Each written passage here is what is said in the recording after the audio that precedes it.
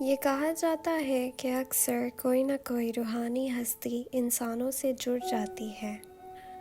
کبھی یہ بری ہستی ہوتی ہے اور کبھی اچھی۔ یہ اچھی ہستیاں خاص طور پر ان سے متاثر ہوتی ہے جن کا اخلاق اور شخصیت پاک صاف اور اچھی ہوتی ہے۔ یہ اچھی ہستیاں ان سے متاثر ہو کر ان سے جڑ جاتی ہے اور ان کے جڑنے کے ساتھ ہی ان کی زندگی کو اور بہتر بناتی ہے اور کبھی کبھار ان کی زندگی میں برکت بھی لاتی ہے۔ یہ روحانی ہستی جس کسی شخص کے ساتھ جڑ جاتی ہے تو ان کے ساتھ ان کی پوری زندگی رہتی ہے۔ ایسا ہی ایک واقعہ میرے والد کے چچا کے ساتھ ہوا، جو ایک اچھے بزرگ کی موجودگی سے نوازے گئے تھے۔ میرے والد کے چچا کا نام نکا تھا اور وہ بچپن سے ہی ایک اچھے بچے تھے۔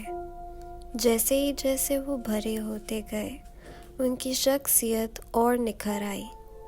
وہ اپنی معصومیت، ایمانداری اور سادگی کے لیے مشہور تھے۔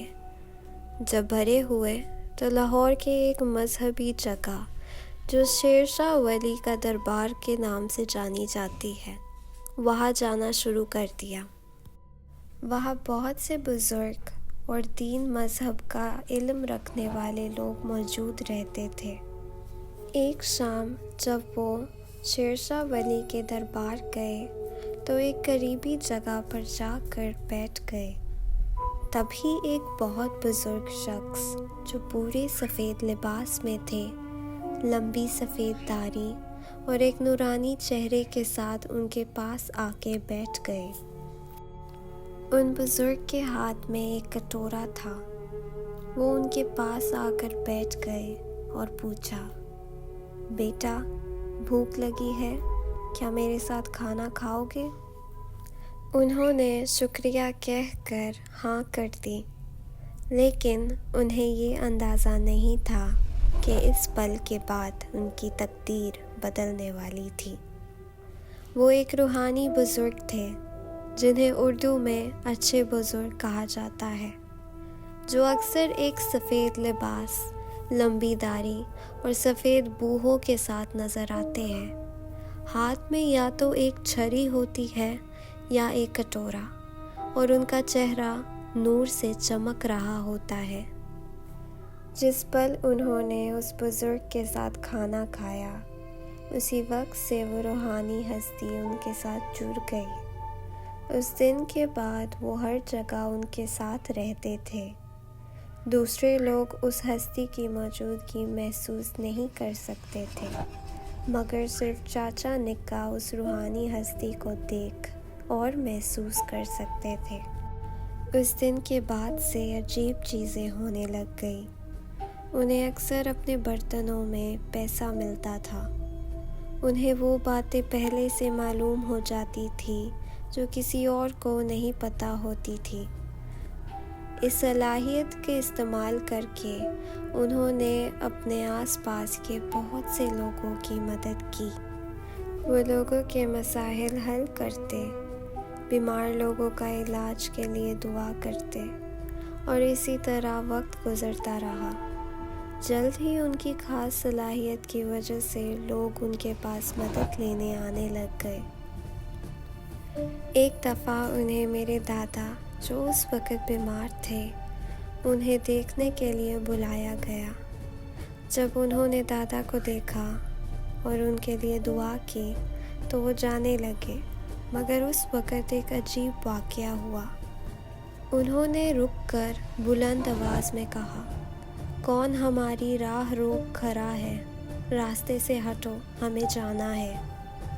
میرے والد، جو اس وقت کافی کم عمر کے تھے، جھٹ سے کھڑکی کی طرف بھاگے دیکھنے کہ وہاں کون ہے۔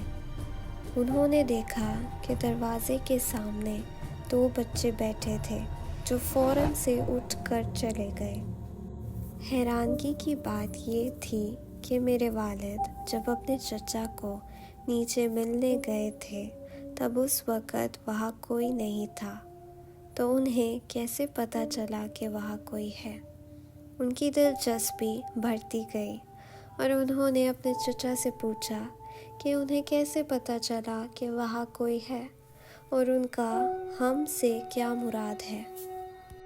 ان کے چچا نے صرف اتنا کہا کہ انہیں اچھے بزرگ نے بتایا۔ ایک اور حیران دہ واقعہ جو میرے تایا بتاتے ہیں کہ انہوں نے چاچا نکا کو ایک ہی وقت پر بہت سی خوشبودار الائچیاں اپنے ہاتھ پہ پیش کرتے ہوئے دیکھا ہے۔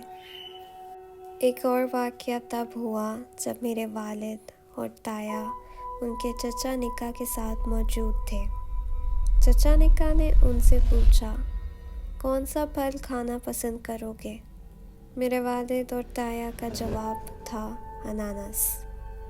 انہوں نے اپنی خالی ہتھیلی آگے کی، انگلیوں کو ہلکا سا بند کیا اور جب ہاتھ کھولا تو اس میں ایک تازہ اناناس تھا۔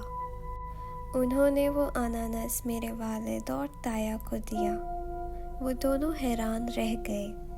ان کی آنکھیں دیکھ رہی تھی مگر یقین نہیں آ رہا تھا۔ ایسی عجیب چیزیں لگاتار ہوتی رہی اور پوری زندگی وہ اچھے بزرگ ان کے ساتھ رہے۔ جو اور بھی عجیب بات تھی وہ یہ تھی کہ ان اچھے بزرگ کی موجودگی ان کی زندگی میں آنے کے بعد انہوں نے کبھی اپنے بال نہیں کٹوائے۔ بال اتنے لمبے ہو گئے تھے کہ ان کے پیر تک پہنچتے تھے۔ آخر کار جب ان کا انتقال ہوا تو وہ روحانی ہستی بھی ان سے الگ ہو گئی۔ یہ کہانی ایک سچی اور حقیقی واقعے پر ہے۔ اگر سٹوری پسند آئی ہو تو لائک کریں، شیئر کریں اینڈ سبسکرائب۔